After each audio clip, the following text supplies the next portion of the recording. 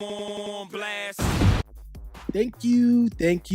You're far too kind for tuning in once again to the Ball on Blast podcast. And as always, my name is Sheldon and Andrew. I'm here with my guy, Andrew Webster. Webby, what's good, my dude? Oh, man, I'm just enjoying another great Thursday in the NBA. We got the Sixers and Cavs, a loaded matchup when you think of all the news and rumors that have been swirling around these two teams the last little while. Rumors? What rumors? I wonder if we'll end up talking about it. I wonder if that's going to be on the docket. You know, it's so crazy, man. For those listening, I work on a show in Canada called Tim and Sid. I'm a producer on that show. And you may have heard of it. You might have heard of it. I don't know. But what happens sometimes, especially on Thursdays, right? Obviously this is in my head. I know we're going to tape on Thursday nights. And so I'll go through during the week and I'll like stuff on Twitter that I'll then go back to. Go back. I do the same. Right.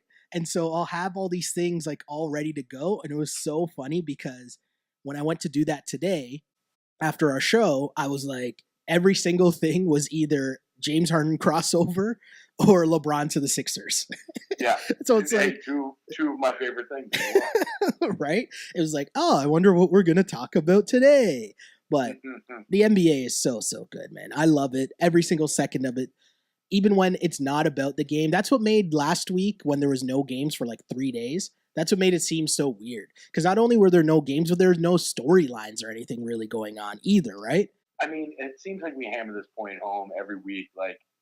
Every night, there's something crazy that happens. Oh, yeah. It's such a thing where night after night, something going on. Every other day, there's a big headline going down in the NBA. And it seems that every night there's a headline, or every day, I should say, there's a headline about one LeBron James. And this week was no different. And of course, normally this is where we always end up, it seems, this whole season, starting our Ball on Blast podcast, talking about something to do with LeBron and or the Cavs. And you would think after the deadline, maybe talks would slow down. But oh no, Webby. And it involves... It's starting to get heated up. It's getting heated up. And it starts and involves your squad, your Philadelphia 76ers. Because, if you happen to be traveling along the I-480 in Cleveland on Monday, you might be distracted by 3 billboards. And no, we're not talking about the Oscar-worthy movie. We're talking about 3 billboards that are about 7 miles from the Cleveland Cavaliers Quicken Loans Arena. The first sign, Webby, features a number 23 with a crown on the court with 4 blue numbers. The numbers now just happen to match the jerseys of the Philadelphia 76ers players, Ben Simmons, Joel Embiid, Dario Saric, and Robert Covington. Now, if you continue to drive along this stretch of the highway, you'll find a second billboard. And this one says, "Complete the process." Then if you continue on the highway, there's a third billboard, Webby, that says #Philly wants LeBron. This leads us to our first topic of our segment that we love. Turn up or turn down, which simply, we make a hot take, and then the answer is either turn up equals good or turn down equals bad. That first one, Webby, based off this, little play off the 3 billboards movie here, LeBron should go to the Sixers. Are you buying into this hot take, Webby? Turn up or turn down? I know which way you're going, but I'm just going to let you go anyways. I'm going to let you cook here, Webby. Okay. Of course, I got to turn up on this. Now, it's so simple, right? Those 4 players that you mentioned are all under contract. And to add a max contract with LeBron James's, the Sixers will have enough cap space in the offseason to add the contract of LeBron James. Now, we know that Ben Simmons is a member of the Clutch family, as we like to say. The Clutch management group is run by LeBron's really good friend. And, of course, LeBron has no stake in that company whatsoever, right? None, no. Which is about as believable as that Donald Trump isn't having a hand in running his companies while he's president of the United States, right? Is it Ben Simmons' sister that works for them too? I think so. Yeah. I think so. Amazing. So, yes, obviously, turn up on this. anytime you can have the even smallest iota of getting LeBron James to your team, I don't care if you're the Sixers, I don't care if you're the Suns, you have to turn up on that. Now, what's crazy is a lot of people out there that are listening to us, they don't understand the self-loathing of Philadelphia sports fans. Now, things may have changed a little bit with the Eagles' historic Super Bowl win just a couple of months, or last month in February. Mm-hmm. But you have no idea how many blog posts and how many articles that I've read by Philadelphia writers that I respect and love saying that they don't want LeBron to come. See, this was going to be my question, because your friend and mine, Steve Fellon, who's the man behind the Sportsnet Stats account, Stats Guru at Sportsnet, he actually sent me a text message earlier, which was so funny. It just said, any Sixers fan that doesn't want LeBron is an idiot. And I completely agree. I didn't even know those people existed. So I did see a couple hot takes on Twitter or whatever, but it's funny to hear you now say, like, this is coming from Philly sports writers? Yeah, well, these are coming from, Philly Sixers reporters, bloggers, writers. One of them, Spike Eskin, is a guy who is the son of Howard Eskin, a famous Philadelphia radio personality. Okay. And Spike is the guy who's kind of been leading this whole charge for Hinkie and the trust the process. And he's come out on Twitter and said, you know what? Listen, LeBron's a great player, but we want to do this with the guys that we've got. Wow. We want to. This process is about the guys that we've drafted and the people that we're trying to bring up through the system. But to me, that's kind. I don't understand why adding LeBron can't be part of the process. Yes, I mean, hold on. Billboard #2 said complete the process. Right. Right. So now a lot of the Philadelphians are kind of trying to poke holes. I think that the guy who put them up is a business owner in Philadelphia, and there's like a lot of concern about where this guy's allegiances lie and where his and where he's coming from, right? Okay. But again, I'm just breaking this down to the lowest common denominator. If you're the Philadelphia 76ers, isn't adding LeBron James, like the Billboard says, completing the process? You're getting LeBron to stay in the Eastern Conference, where he'll have a much easier time of getting to the Western Conference or to the NBA championship.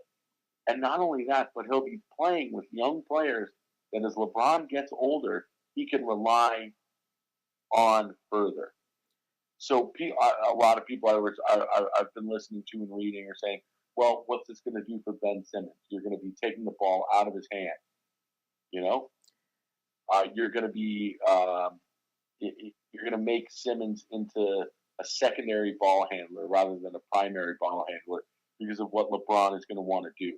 But I think the other way. I think that you're going to let LeBron pick and choose his spots. Exactly. And really listen, he's still going to be the king, as he just threw down a massive dunk in the game against the Sixers. Yeah. But listen, he's going to find a fit. He's one of the smartest basketball players that we've ever seen on the court. And playing with the type of players that the Sixers have, I'm sure he'd be able to find a way not to just be LeBron James that we know, but evolve once again into the perfect piece that this young team needs.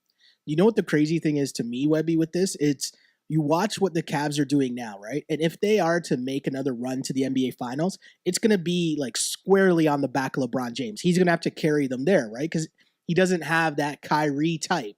You have guys that will give you spurts, but you don't have the Kyrie type that he's just going to give the ball to and let, Rodney Hood take them home to a victory. Like, that's not going to happen, right?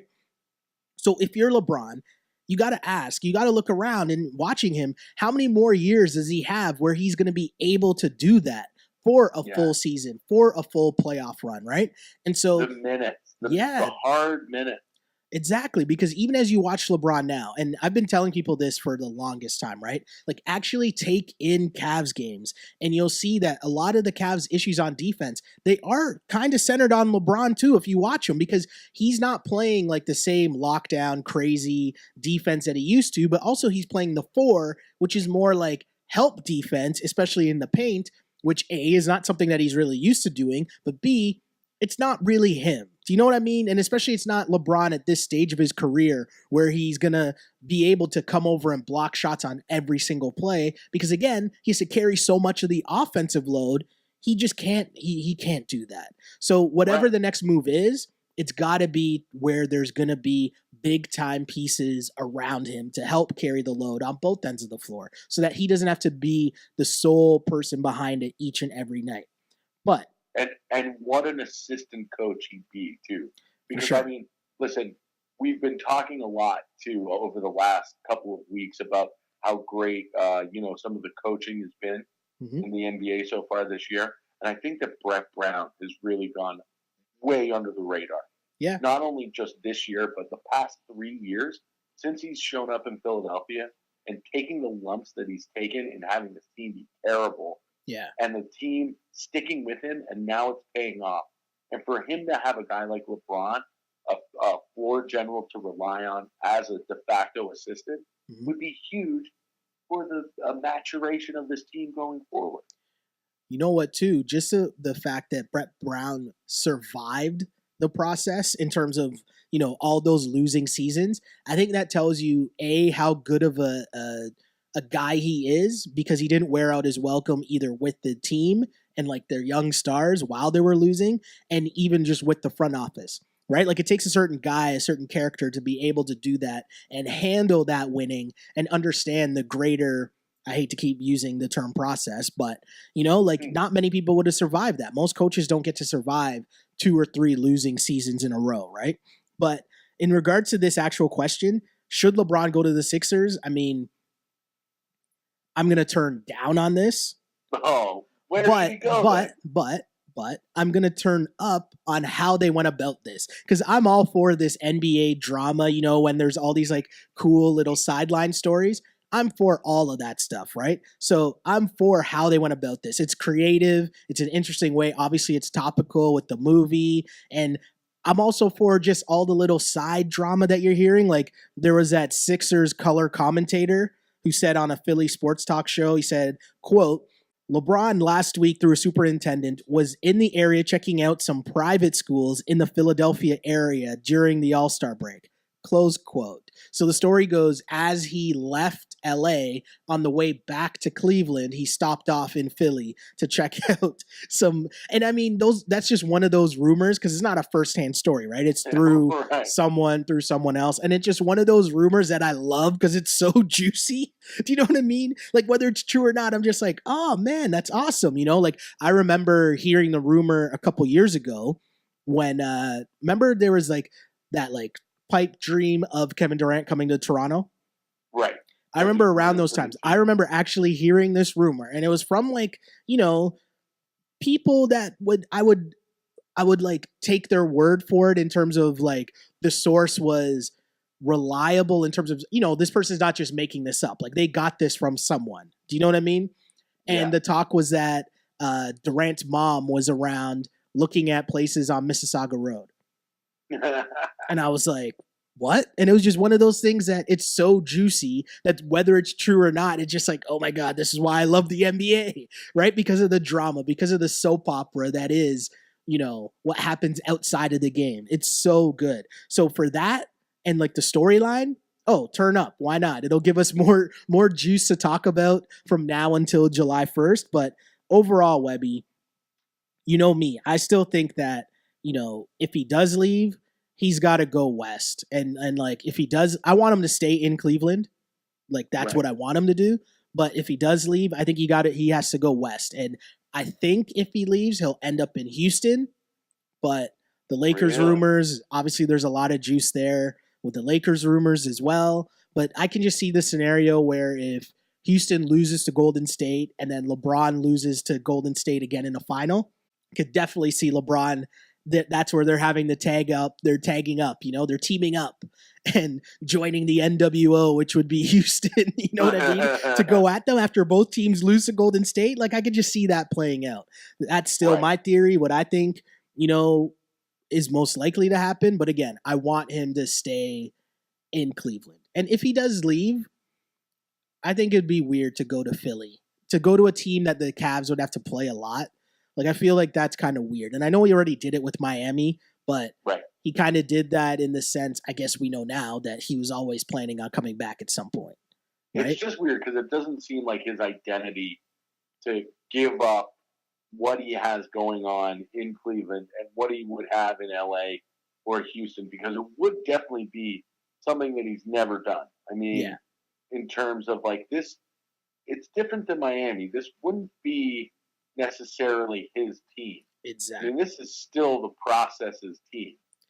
You know what? The thing too, no, I think if he goes to Philly, it's his team. I know what you're saying. Like he has like two pillars with him, obviously, if he went to Philly. But like, how long would it take us to identify Philly or the Sixers with LeBron?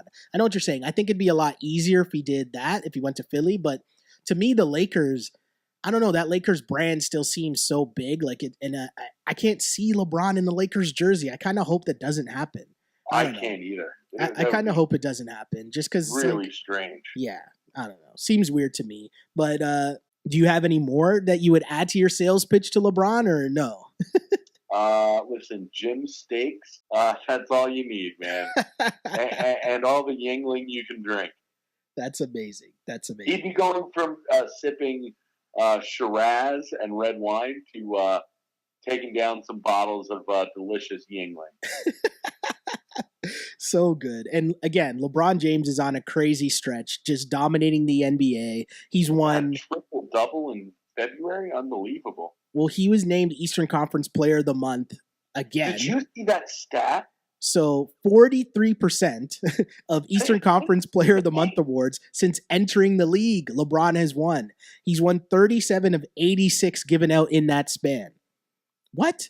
37 times. The only active player with double-digit Player of the Month awards is Kevin Durant, who is 14. That's crazy. That's one of the craziest stats that I've seen this year. But yeah, there's Philly fans that are like, I don't know if we want LeBron. Like, what? That doesn't even make sense. What planet are you on? It's not that they don't want LeBron. It's just they don't want to mess with the process. Get out of here. That's whack. LeBron is the process, okay? Come on, Philly. Figure it out. I know you guys just won a championship with the Eagles, so, might not be thinking straight, but come on, let's get serious here. Moving on to, I guess, the team that I said I think LeBron might end up on next year.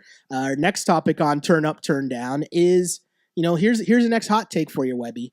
James Harden is the MVP, and the Rockets are winning the championship. Are you turning up or turning down on that hot take, Webby? Well, I'm going to turn down on this. I do believe that James Harden is our MVP, and just like any good Heisman Trophy winner, he had his Heisman Trophy MVP moment on Wednesday night. Oh my goodness, the utter disrespect. The utter disrespect. So I think that it's going to take an injury or a prolonged slump for Anthony Davis to actually devour a world for him to take over what Harden is doing. But I don't believe that the Houston Rockets are going to win the NBA championship. I honestly don't think so either. I mean, I'm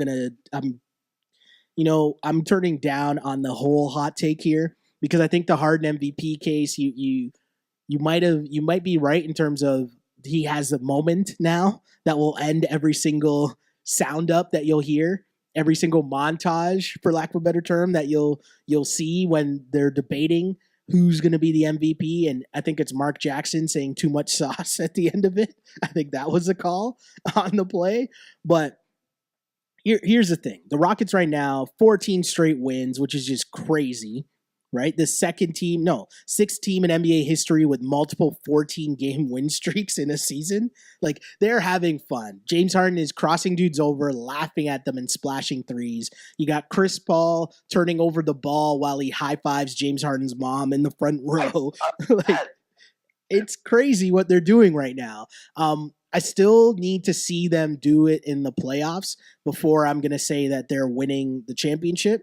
And James Harden, I'd say he's a favorite to win MVP for sure, but I don't know. I still think that you're getting a lot of late pushes here. I think that LeBron might have one last push in him. You average a triple double for a month.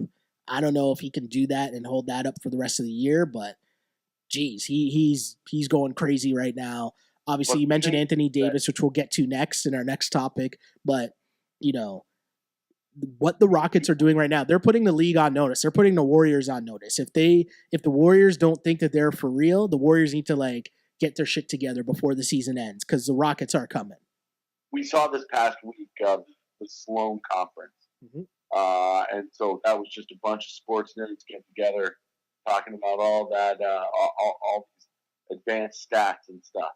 And not only does I think I mentioned this last week or the week before, but not only does the Harden have the traditional monster stats, but he's got all of these adjusted plus minus stats. His defensive is getting better, and like you say, that team is at the top of the West. If not tied, and not number one, then number two. And I think that goes a lot into MVP voting. As great as a season that LeBron's having, his team has struggled during the year.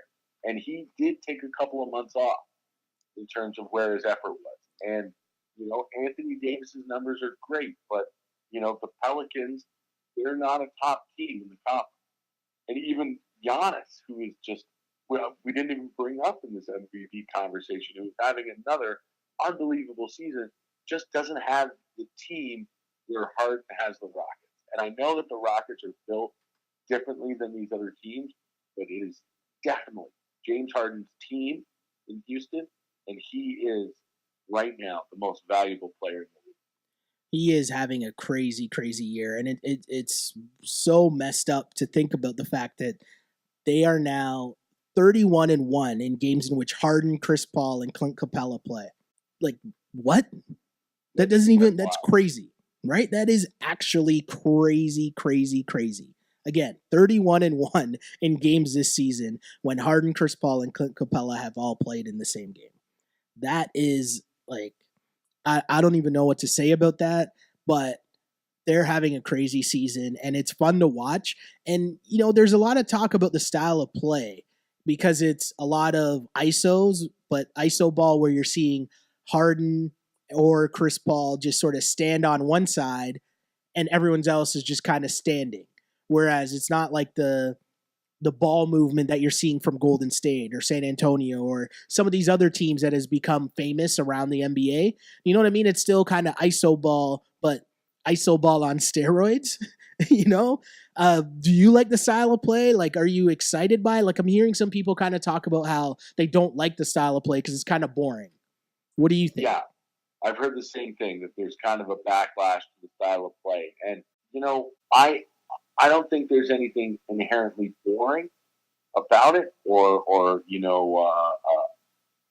wrong with it. Mm-hmm. I think it's a different style. And it's something that Houston's been honing these last couple of years, and this is just the next step of the evolution of this Houston Rockets offense. Yeah. And listen, it's just a different style. I mean, the Sixers don't play that way.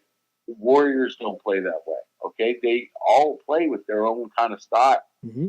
Now, the big question is a team going to try and figure it out? Like kind of San Antonio figured it out a couple of years ago. Yeah. And they let them have the long 2-pointers. Yeah. They ran them off the line, forced them into layups more so than giving up the threes. Yeah. Right? But now with Chris Paul there, you've got a really smart basketball player who you'd hope could make those adjustments on the fly. Yeah. I mean, again, what they're doing, I can't wait to see it in the playoffs and see how this dynamic helps in the playoffs. And you're right. I think Chris Paul will help them the most come playoff time because, again, we talk about every week after week, we're talking about what happens in the playoffs. And you got to emphasize, right? It comes down to your best 7 players. And with Chris Paul, the reason why I think that could work is because it's just giving you another option that you're just saying, hey, Here's my star player. Make a great play.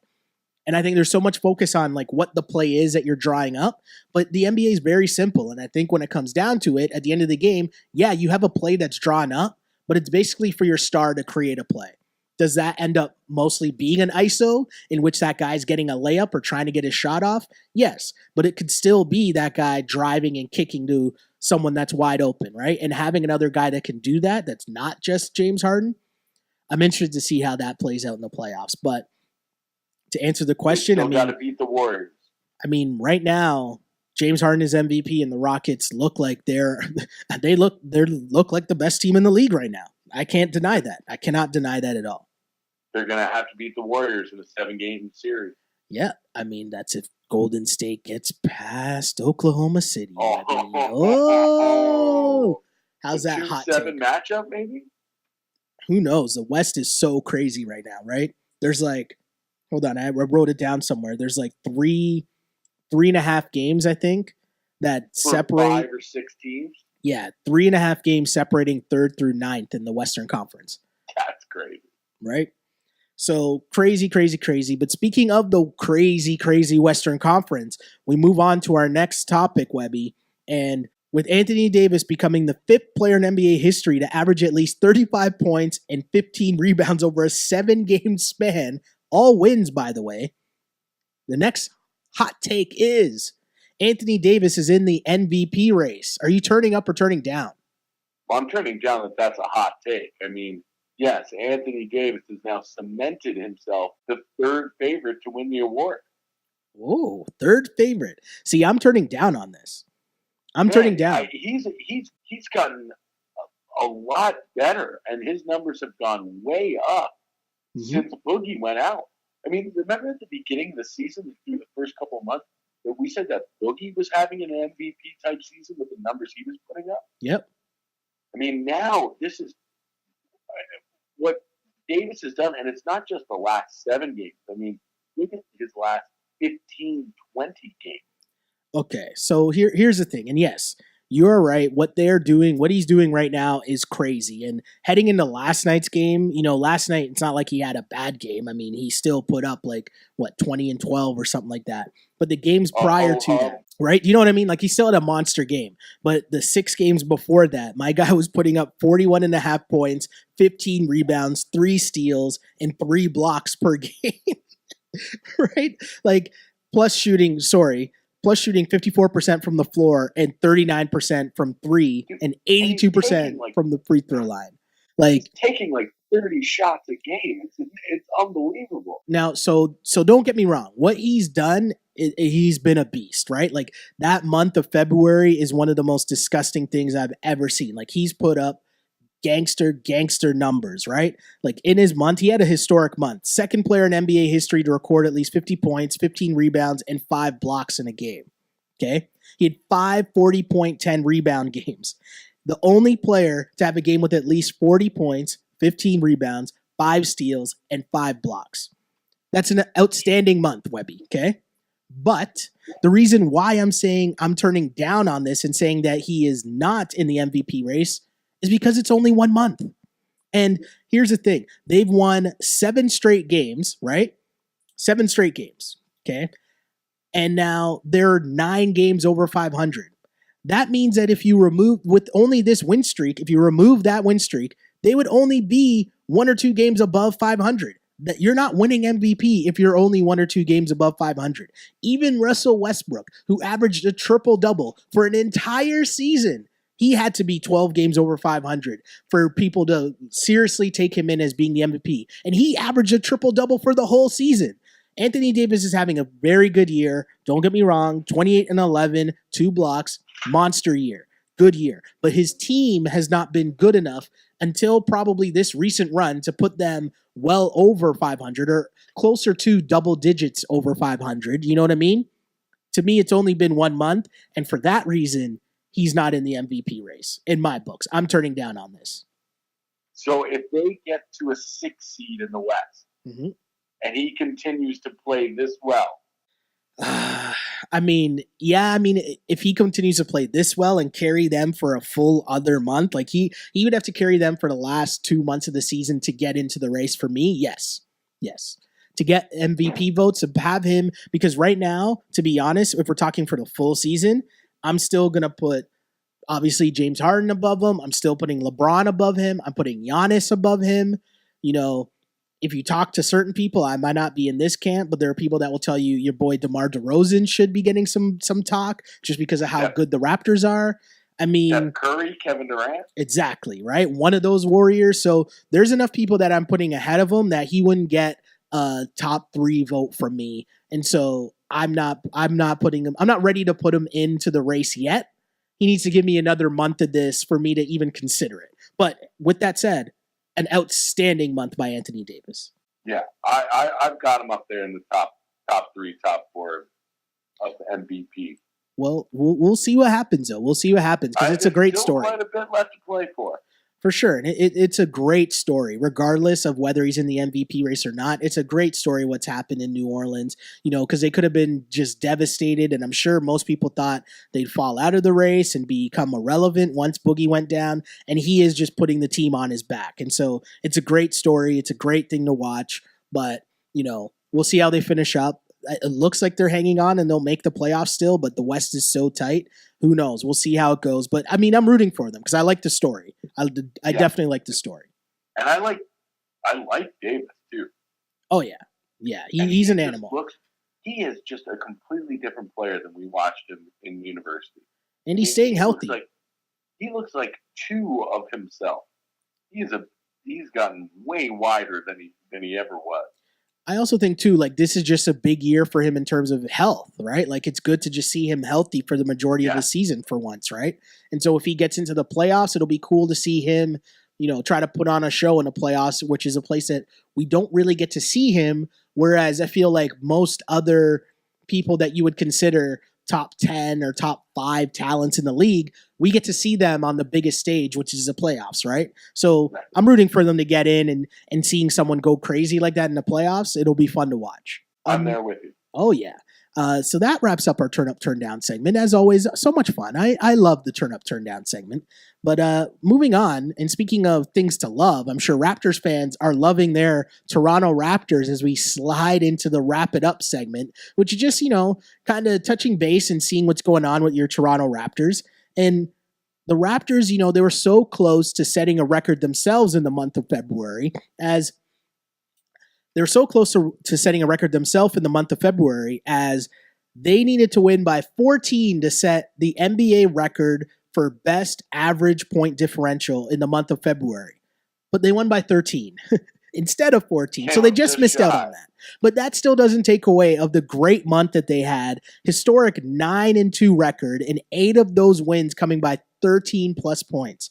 So undoubtedly best start so far franchise history. As of right now, they're still in first place, but they're like a half game up on Boston, depending on results tonight, because I think Boston plays tonight, if I'm not mistaken.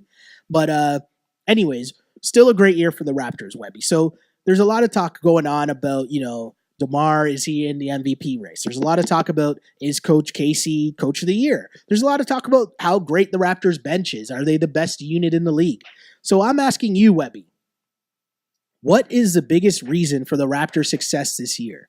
And there's no half step in here and saying, well, it's a little bit of everything. Right. The biggest implies that this is at the top of the list. Who are you giving the most credit to? What is the biggest reason for the Raptors' success this year, Webby? Masai Ujiri. Ooh. Okay. Explain. Because this culture reset was Masai Ujiri's call. Mm-hmm. This plan was his.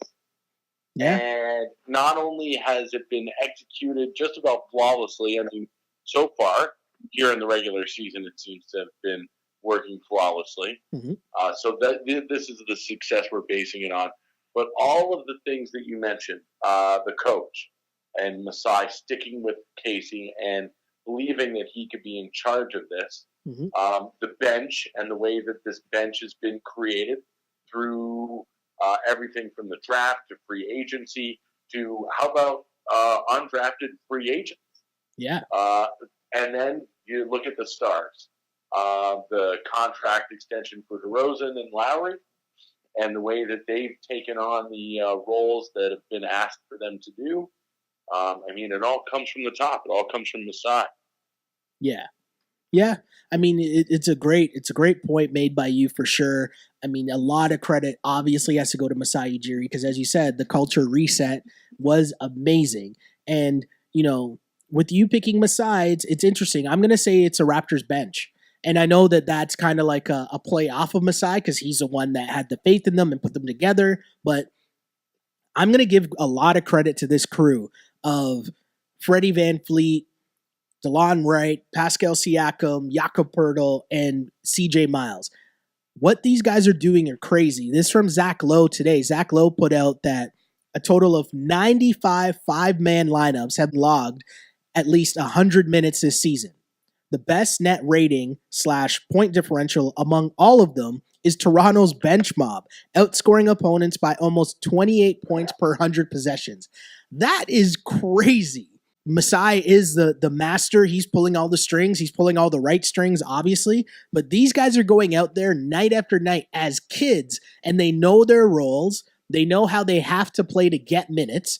And they're doing it. And it is crazy to watch them every night. It's almost like watching a college team. Or, you know what? People from Toronto might understand this, but it almost takes me back to my high school days when you'd watch Eastern Commerce High School, because what they would do against other teams is they would press you and they would up the pace of play, and other teams just wouldn't be able to keep up and they'd run you out of the gym. And I kind of get that feeling when I'm watching the Raps bench because they're just so active on defense. They're so active on the boards. They'll grab a rebound and Freddie gets the ball and his head's up automatically and he's looking for outlet passes to try to find whoever down the court, whether it's a guy like Siakam who can grab the rebound and bring the ball up himself. You got DeMar calling him their Draymond, which is like high praise. But what this bench is doing is crazy. Like, they are definitely, to me, the biggest reason for the Raptors' success this season. And, I don't know how that's going to translate into the playoffs. I keep saying that I don't think full bench units matter. And why I keep saying that is because there's going to be such an emphasis on who gets the minutes come playoff time. And I think when I see something like this, when I'm watching the bench unit play, all I keep thinking is these guys got to get more minutes, right? Like, even if that's to the detriment of Serge Ibaka, who's, he's hot and cold, but I think I'd rather just see more minutes split between Yak and Pascal. Even what Freddie and DeLon are doing, I would even take more of Lowry's minutes. Now there's no excuse for Lowry come this playoff, right? Like, if he's playing bad, you got to pull the plug and you got to go to Freddie or DeLon, right? See, I disagree. Oh. I think that you have to stick with what's been working. And if you try to change it up too much in terms of, replacing this guy's minutes with that guy's minutes and trying to piecemeal this together, I don't think you're going to have the same success as you have having this, like you say, the bench mob playing as well as it does. Because it's not apples for apples. Like, you can't just replace Siakam's minutes with Serge Ibaka. I don't think that that's going to work. I think that you have to have faith that you can have this bench unit work on its own and keep the starters as they are. You bring up a very interesting point, because I think one of the things too is how well would Siakam or Poeltl play beside JV, right? I don't know how well that works. You're probably right. I think the most success that Serge has comes beside JV, and the most success that Yak has is with Pascal for sure. But with that said, man, I don't know, just the intensity that these guys give. And I know that the bench now provides a good change of pace, but I keep thinking at a certain point, don't you just roll with that? Like, I don't know. And maybe I need to listen to my own words more, because I'm the one that's saying enjoy the bench for what it is and enjoy the development. And it's not necessarily about what the outcome is this year, but maybe the outcome of what the Raptors do next year and the year after that, when these guys develop into better players. But I don't know, man. Watching Siakam play, the way that this guy plays, it's all energy, it's all hype. He's always going, he's always making turnovers, and he looks so much more confident now.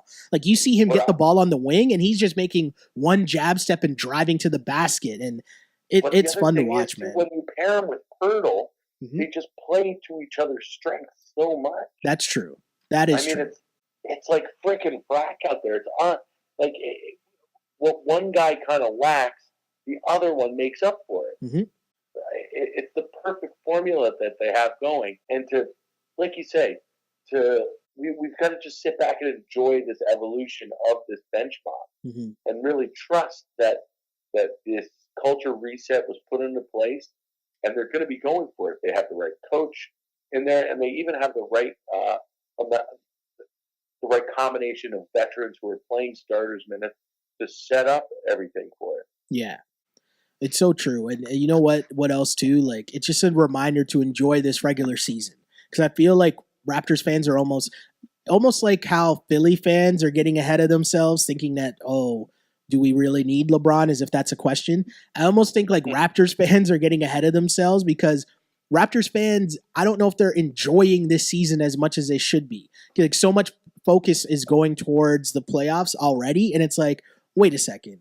4 years of making the playoffs and, getting past the first round twice doesn't mean that all of a sudden the regular season doesn't matter, right? Like, exactly. To Raptors fans, I'm saying, right? Like, we're talking and we're like analyzing the season, and, NBA pundits can say, hey, nothing matters until you hit the playoffs. What I'm saying as fans, when I'm watching Raptor games right now and the crowd's like sitting down during the game, or the crowd's really quiet when they're like blowing other teams out of the gym, I'm kind of like, wait a second, why isn't the crowd up cheering? Why isn't the crowd enjoying this? Like, there's no way that the crowd can be just that, like, quote unquote, used to winning by now. Like, you're just unfazed by the season that you're having. Like, no, that can't happen, right?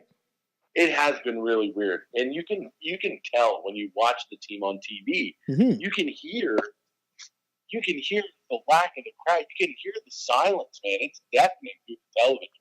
Super weird. But yes, enjoy the regular season, enjoy the wins, enjoy, the chase of becoming first overall, because whatever happens in the playoffs is going to happen in the playoffs anyways. I'm saying, like, for me as like someone that analyzes the NBA, I'm saying, I think, they're still not getting past the Cavs, but whatever. But that's, even to me, more reason to enjoy the wins now in the regular season, because here's a reality check, right? The Sonny Weems years aren't that far away, right? That's right. The Joey Graham years aren't that far away. The Jamario Moon years, they're not that long ago, right? So remember those craptastic teams, and now watch this team and just enjoy what's going on right now in the regular season. Whatever happens in the playoffs, happens in the playoffs. But don't set your playoff expectations too high. Just enjoy the ride. Enjoy the ride, Raptors fans, as you continue to watch your team lead the Eastern Conference, right? So, as we move on, though, Webby, to our Feed Me segment, which really, to be honest, could just be dominated by Twitter reactions to the James Harden play, which was just disgusting. Did you catch a lot of the Twitter reacts this morning, or what? Okay, so I went to bed pretty early last night. Working this 9 to 5 is a lot different than what I'm used to, okay? I hear you. So I did not watch the Rockets-Clippers game. Yep. I woke up to a former colleague of mine and current Sportsnet colleague of yours, young Mr. Kyle Enright. Okay. A fan of the show and a big basketball head, a former player at Wilfrid Laurier University. Yeah, shout out to the Golden Hawks. And he's been he was kind of my, young buck that I was bringing up there on the highlight side, because he's a big ball fan. He loved watching basketball. Okay. He's really good at putting together basketball highlights. Okay. So I woke up to a text from young Mr. Kyle Enright saying, you gotta see what James Harden did to Wesley Johnson. We were only given one play, but it was a one-play banger. He goes, You've been sorely missed by not being around to voice this pack. Oh, so I was kind of like, what's going on here? So I just went in Twitter, searched James Harden, and I watched it about 6 times. Even showed the fiance. Yes. You got to see this. Now, she wasn't quite as impressed with it as you or I was. Okay.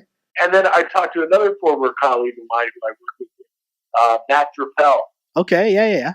Who had also seen it on social media, and we had about a 15-minute conversation about whether he was a travel or not. Aw, hold on. Because he is shuffling his feet. And I tried to play it off like, listen, I don't think that James Harden was being disrespectful.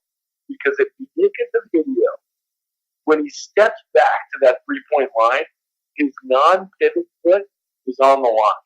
Okay. He moves it again to, like, you know, get his feet out from under him, and his foot is still on the line. He moves that non-pivot foot one more time to get beyond the line, so it's a three-pointer, and then he drains it. Okay, here's my thing. So I'll say, for the benefit of the doubt, that Harden wasn't trying to be super disrespectful. He was just trying to, as the great Billy Zachary says, just trying to organize the puppies before launching the three. Well played. I like that one. But I will also say, though, Webby, a simple question. For all the people that are so quick to be like, was that a travel? Was that not a travel? My simple question is, do you like fun things? Because I like fun things. And you know what's fun? When someone does a crossover and the other guy falls on his ass. That is fun. And so even if James Harden did travel, do you know what? I'm not going to be mad at the ref if he missed James Harden traveling back to the three-point line because the ref was also watching the guy that fell on his ass. I'm not going to be mad at the ref for missing that call, right? I'm not going to be mad at the ref because we're all watching the guy that fell on his ass because we all like fun things. So this whole, was it a travel, wasn't a travel, get out of here, right? Like, get out of here with that talk. I like fun things. Did the ref whistle a travel? The ref did not whistle a travel. Then it's not a travel. Hey, right? I'm happy that it wasn't a travel because it led to a great parade on social media, which just gave us so much juice for the Feed Me segment. And first off, someone quickly changed Wesley Johnson's Wikipedia page. So I'm just going to read this for you. Okay? It says Wesley DeMar Johnson is an American professional basketball player of the Los Angeles Clippers of the National Basketball Association. He played college basketball for Syracuse and Iowa State. He was selected with the 4th overall pick in the 2010 NBA draft by the Minnesota Timberwolves. Johnson. Overall. Yes. Next. Johnson died on February 28, 2018 after James Harden cooked him and put him in a body bag. Wesley's funeral will be held in the secret tunnel that Chris Paul used to get to the locker room. That's fantastic. That is so good. The internet is the greatest thing ever. That is so good. That is one of my favorite things. One of the other things that was so funny, I don't know if you saw, I think it was CBS that tweeted it out. They put Wesley Johnson falling down on the ground, but they put the twister, twister board underneath them. So good. So good. So just even bringing up this Wesley Johnson reminds me that he was the 4th overall pick of the NBA draft in 2010. That he was. The Minnesota Timberwolves selected Wesley Johnson instead of DeMarcus Cousins. And so as bad as Wesley Johnson looks, getting cooked and put in a body bag by James Harden, that's still a better look than the Minnesota Timberwolves taking Johnny Flynn ahead of Steph Curry and Wesley Johnson ahead of DeMarcus Cousins. That's such a bad look for them. Someone from SB Nation, they took Allen Iverson when he stepped over Tyronn Lue. And just superimposed him going over Wesley Johnson with James Harden in the background. So good. It was every reaction video all day today had to do with Wesley Johnson. Oh, it was so good. So good. Is that the most famous play that Wesley Johnson's been involved in? Oh, yeah, definitely. Yeah, I couldn't think of another Wesley Johnson play if you paid me. I have no idea what another Wesley Johnson play would be. But, seeing that Iverson thing, though, reminded me of other just disrespectful plays, like it reminded, of course, Iverson stepping over Tyronn Lue is probably one, if you're of a certain age, that comes to mind right away. If you're from a certain city in northeastern United States, it's definitely ingrained in your mind, I'll tell you that. Right? Another one that I saw today all over the place was Shaq dunking on Chris Dudley? Yeah. Remember that? And he like does basically a chin up on the rim so that his nuts are very close to Dudley's face. Then as he lets go of the rim, he pushes Dudley away. And then Dudley takes the ball and tries to throw it at Shaq as he's walking back down the court. It's like such disrespect. Oh, listen, man. I mean, if we didn't have this Wesley Johnson play, we'd be talking about the Jared Allen dunk on Laurie Markin. Ooh, yeah, that was a pretty disrespectful play from earlier in the week. True. So true. Great times in the NBA as always, because the NBA and Twitter go hand in hand. But switching gears from something that was fun to maybe something that's not so fun here, Webby, in the Feed Me segment, came across my timeline this week. NBA fines Mark Cuban $600K for public statements detrimental to the league and the Mavericks' competitive success, aka tanking. So your boy Mark Cuban was doing an interview on Dr. J's podcast. Did you know that Dr. J had a podcast? I did not know that Dr. J had a podcast. I had no idea. That was my other thing that I was going to bring up. I had no idea. Right? Listen, if we have a podcast, Shelly, obviously Dr. J has a podcast. Definitely. Yeah. If two schmucks like us can have a podcast, of course Dr. J can have a podcast, right? Like that's amazing. But let's take a look here at Mark Cuban's comments. He says, quote, "I'm probably not supposed to say this." Now, hold on. Side note. Anytime you start off a statement with "I'm probably not supposed to say this," you probably shouldn't say this, right? Yeah, that's a good barometer. So he says, quote, "I'm probably not supposed to say this, but like I just had dinner with a bunch of guys the other night, and here we are, we weren't competing for the playoffs. I was like, look, losing is our best option. Adam, i.e. Adam Silver, would hate hearing that, but I at least sat down and explained it to them. I explained what our plans were going to be this summer and that we're not going to tank again. This was like a year and a half of tanking, and that was too brutal for me. But being transparent, I think that's the key to being kind of a player's owner and having stability." Now, here's the other thing. This is coming off of last year when Cuban was on the Dan Patrick show, and he did an interview in which he said, once we were eliminated from the playoffs, we did everything possible to lose games. So a lot of people were just floating that, hey, they thought maybe just because it was this storyline alone. But no, this is 2 straight years of Cuban making comments like that. And that's where the $600,000 fine comes from. But what do you think of tanking? Is tanking something that should be openly discussed like this or should be encouraged in the NBA? What do you think? Well, that's what's so weird. It's like, listen, teams, reporters, fans, and players all know that tanking happens in the NBA, that it's part of the season. Now, is the league isn't mad that these teams are losing games. The league is mad that people are talking about it. Yes. It seems really naive and short-sighted. And I know Adam Silver, like one of his big goals is to kind of de-incentivize tanking. Yes. And whether that's done by a tournament for the couple of top 2 picks of the draft, or I've heard of the draft wheel, all these different ideas coming to the forefront. But I think that in this situation, I mean, talking about it isn't going to make it any better or any worse. Yeah. Yeah, I know. I think it's more so the league has to understand that it's going to happen, especially when, as you said, you're incentivized to lose, right? Like if your team isn't going anywhere, obviously the more games you lose, the better chances you have of winning the draft and getting a top player.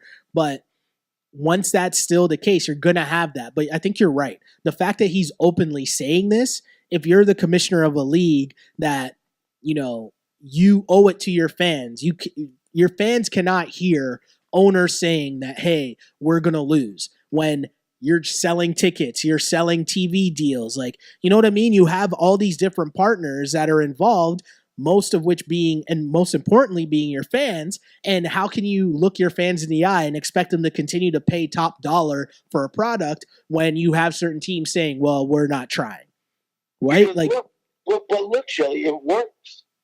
Does it work? Right now, I'm looking at the Sixers. beating the Cavs. True, but hold on a second though. The Sixers, yes, the process, we talk extensively about the process, but there are a lot of misses within this process before they got to this point right here, right? And I mean, where are they right here? They're battling for 8th or 7th place right now, and yes, they're beating the Cavs. They're coming. They're coming. Don't get me wrong, they're coming. But I'm saying there's a lot of misses that happened, Webby, before the Sixers got to this place, though, right?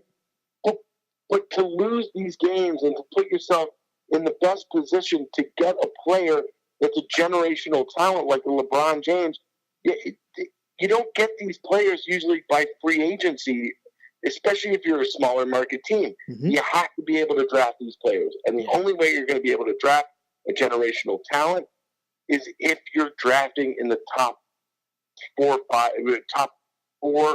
maybe 5 spots in the draft. And the only time you're going to get there is if you're losing enough games to get there. Yeah. And I think that the fans understand, like, listen, I'm sure if you talk to a lot of Mavericks fans, they'd be like, listen, yeah, it stinks that our team isn't good, but you can see that we have a pathway to success. We've got a couple of pieces.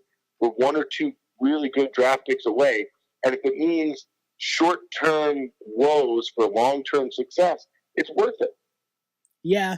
Here's the thing I'll say, though, right, Webby? I think that, yes, tanking, we know that tanking is a means to an end, right? We understand that. But the flip side to it is that it doesn't always work, right? Like, you have teams that have been crappy for a very long time, right? Like the Kings have a lot of top tier picks and they still suck, right? Like Orlando has a lot of top tier picks and they still suck. Like, we've seen a lot of teams that have gotten there, and even with Philly, again, like Embiid fell to them because he was hurt. Do you know what I mean? Like, is Embiid in that place if he's not hurt coming out of college, right? Like, there's still so much luck that went into it. And I still think maybe the best case for quote unquote tanking was made by the Seattle Supersonics / OKC Thunder, right? Because that was a team that was blatantly put together by having, drafting well. It wasn't so much that they were always last in tanking, but, they were able to get Kevin Durant, Russell Westbrook, James Harden, Serge, Jeff Green. Like, they drafted a lot of dudes that were a lot of hits, right? And tanking is just one part of it. But if your team still sucks, your front office still sucks, you can have all the top picks you want. You still might end up being the Sacramento Kings, right? Right. So, I mean, it's an interesting take, but for sure, I think at the end of the day, Adam Silver, we have to agree on this, right? Like, Adam Silver definitely needed to come out and do something harsh right now to the Dallas Mavericks, because Mark Cuban can't be doing that, right? Well, listen, for sure. And, it always seems like every year, a couple of times during the season, Mark Cuban is going to pay into the NBA charitable fund, Yeah. It doesn't matter whether he's talking about tanking or the referees. Yeah. It seems like he loves paying into the NBA fund. Something else that's happening literally right now as we're taping this podcast that I think might become a topic of discussion Friday morning and beyond is the Sixers and Cavs are playing a heated game right now. And there's some bad feelings going on here. Yeah, so I don't know. You might be on a delay that's a little behind me a little, Webby, but Saric comes in on a breakaway. The game's essentially over, right? Like, there's seconds left in the game. Saric gets the ball. He didn't showtime it at all. No. He didn't showtime it at all. There's 12 seconds left in the game. He's driving down the court. The Cavs were, like, pressuring the last few possessions. So Saric takes the ball and dunks it. Jordan Clarkson grabs the ball, doesn't like it, and he throws the ball at Saric as he turns back around. And Saric actually steps to him. Embiid is playing peacemaker, and then LeBron comes in, and he kind of seems to be a little upset as well. Like, I don't know. Is there a reason for Jordan Clarkson to be mad here? Well, there's that unwritten rule that you don't dunk it at the end of the game, right? But it's not like he was going windmill. Yeah. And, and listen, I think this is a little frustration for the Cavs. This is an 11-game winning streak against the Sixers that's been snapped. Mm-hmm. And, we spoke about it when they made the trade and they had those 2 big wins. Yeah. But we thought that the Cavs were back on track. But, listen, maybe that third seed in the East is what they're destined for, because I'll tell you what, man, like, they didn't get it done. Like, they're at home against the Sixers team that they always beat.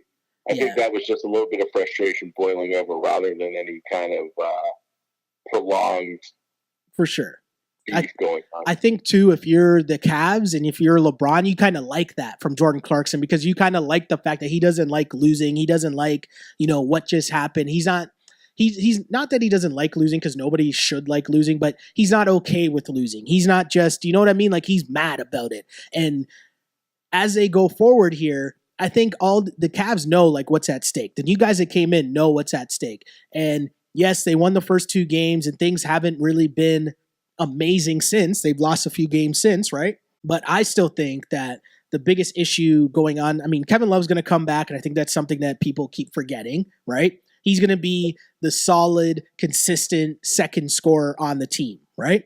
So that's something that's going to happen come playoff time. But as well, as these guys settle in, they're going to settle into the roles that I think they're meant to play on this team.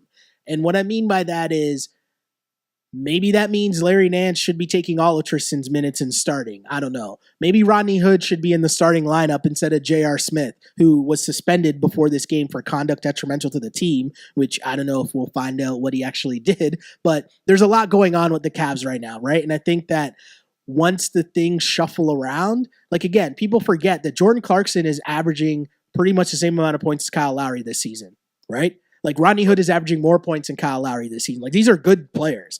And so they just kind of need to figure out how they're going to fit into the team. And again, once Kevin Love comes back, I'm not really worried about the Cavs because, again, they got LeBron, so cool. But you're right. This is a good look for the Sixers. Definitely a good look for the Sixers. And I don't think that if you're the Cavs, you want this. If you're anybody, I don't think you want the Sixers in the first round, to be honest, right? You don't want those problems. Who wants those problems? Who wants those Sixers problems, right? Exactly. You don't want to have to face them in a 7-game series and have to play 3 games in Philadelphia. Ooh, that crowd will be fired up. That crowd will be lit. Oh, boy.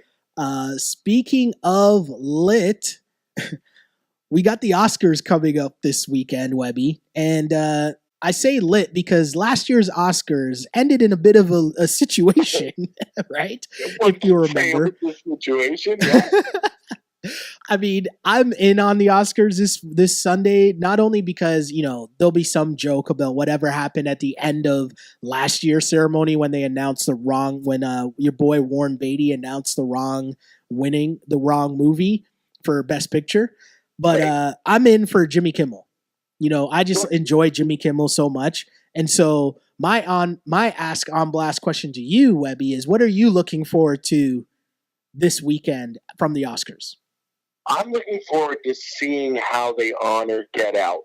Ooh, okay. Which was definitely one of my favorite movies of the year. Mm-hmm. And I think that Jordan Peele really kind of cemented himself as one of the most kind of anticipated directors that we're looking to see his next movie. Mm-hmm. And I think if you've seen Get Out, I don't know if you've seen it more than once there, Shelley, but it's kind of like an onion, man. As you watch it a second time, there's so many small details that Jordan Peele, a guy that we know for being in funny sketches, kind of put into this movie that makes it so rich. And I'm really hoping that they honor him with the Best Director win.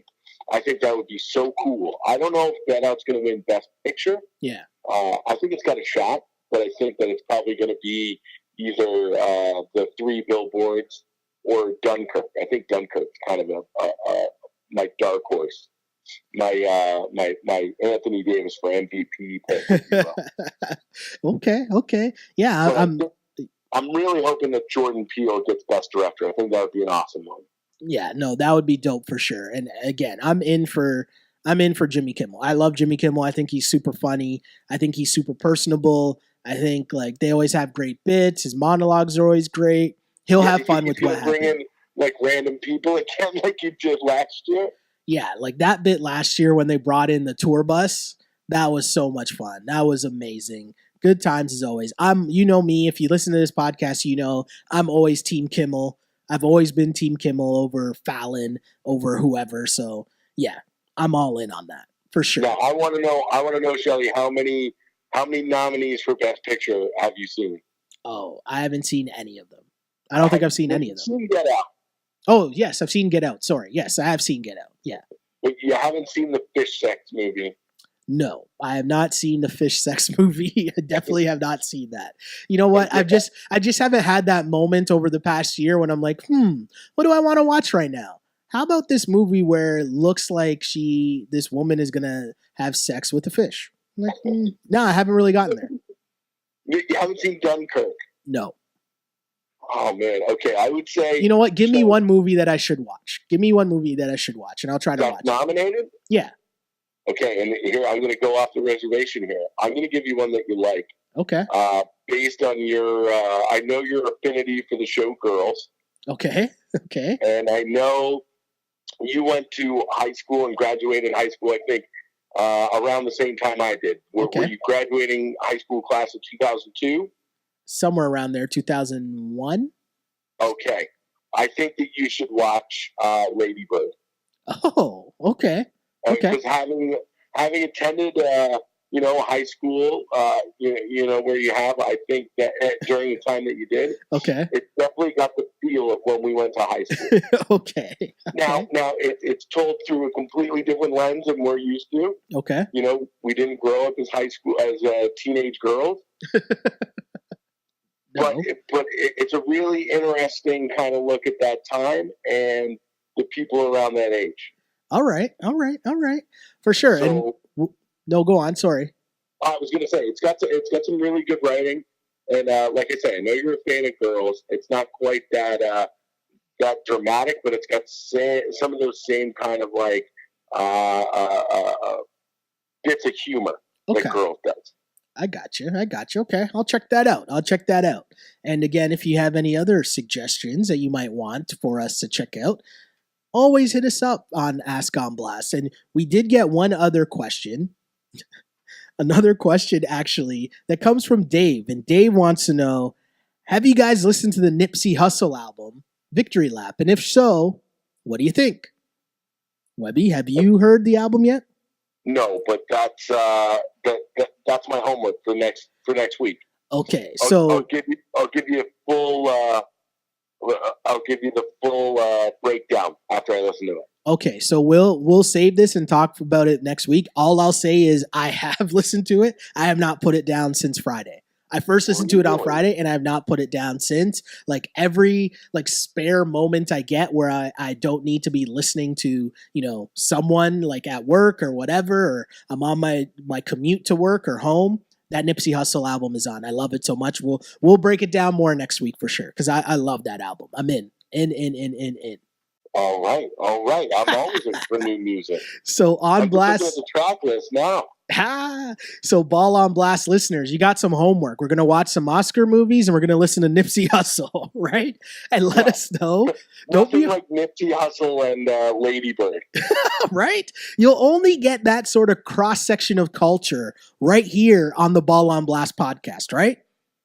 That's right. Amazing stuff. And you know what? When you do your homework and listen to Nipsey Hussle and watch some Oscar movies, hit us up on social media. You can find me at Shell Alexander on Twitter and at Sheldon Alexander on Instagram. Webby, where can they hit you up? Okay, you can find me at awebster84 on Twitter, on all socials. I got another one here, Shelly, before I leave you. Ooh, I like it. This one is on Netflix. It's not up for any Oscars, but I promise you, this one is definitely more up your alley than Lady Bird, okay? Okay. I need you to watch Good Time for me. Good Time. Okay. It's on Netflix, streaming for free. Everybody out there now who's listening, definitely watch Good Time. We gave you a lot of homework here on the Ball on Blast podcast. I know. So. Jeez, it's not like there's a full slate of basketball on every night, too. Right? The NBA is back, and I love it. Yes. So, for Mr. Andrew Webster, I am Sheldon Alexander. This is the Ball on Blast podcast. As always, unpolished and unapologetic. Until next time, see ya. Peace. On blast.